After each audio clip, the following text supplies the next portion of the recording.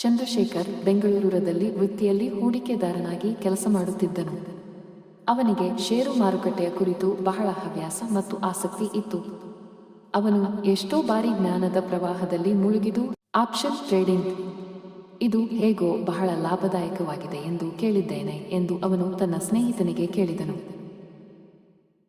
ಹೌದು, ಆದರೆ ಇದು ತುಂಬಾ ಅಪರಿಚಿತ ಮತ್ತು ಜಟಿಲವಿರುವುದಕ್ಕೆ ಎಚ್ಚರಿಕೆಯಿಂದ ಇರಬೇಕಾದ್ರೆ ಎಂದು ಅವನು ಉತ್ತರಿಸಿದನು.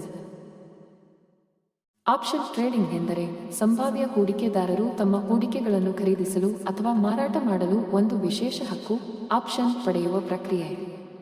ಆದರೆ ಇದರಲ್ಲಿ ಖರೀದಿಸಲು ಮತ್ತು ಮಾರಾಟ ಮಾಡಲು ನಿಶ್ಚಿತ ಸಮಯ ಮತ್ತು ಬೆಲೆಗಳ ಎಣಿಕೆಗಳು ಇರುತ್ತವೆ. ಅದರಂತೆಯೇ ರಿಸ್ಕ್ ಕೂಡ ಹೆಚ್ಚುತ್ತದೆ. ಚಂದ್ರಶೇಖರ್ ಆರಂಭದಲ್ಲಿ ಇದು ತುಂಬಾ ಸರಳವೆಂದುಕೊಂಡಿದ್ದನು.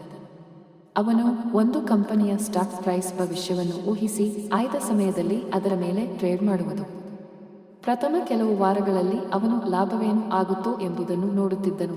ಆದರೆ ಸ್ವಲ್ಪ ಸಮಯದಲ್ಲಿ ಅವನು ಡಾರ್ಕ್ ರಿಯಾಲಿಟಿ, ನಾನು ಹಿಂದೆ ಹಾಕಿದ ಹಣ ಇತ್ತು, ಈಗ ಎಲ್ಲವೂ ಕಳೆದು ಹೋಗಿದೆ, ಚಂದ್ರಶೇಖರ್ ವಿಷಾದದಿಂದ ಹೇಳಿದನು.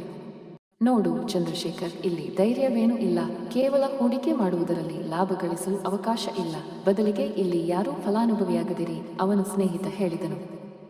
ಹೌದು, ಇತ್ತೀಚೆಗೆ ನಾನು ಹೂಡಿಕೆ ಮಾಡುವುದಕ್ಕೆ ಕೇವಲ ನಂಬಿಕೆ ಮಾತ್ರ ಇರಬೇಕೆಂದು ಅರಿತುಕೊಂಡಿದ್ದೇನೆ ಎಂದು ಅವನು ಸ್ವೀಕ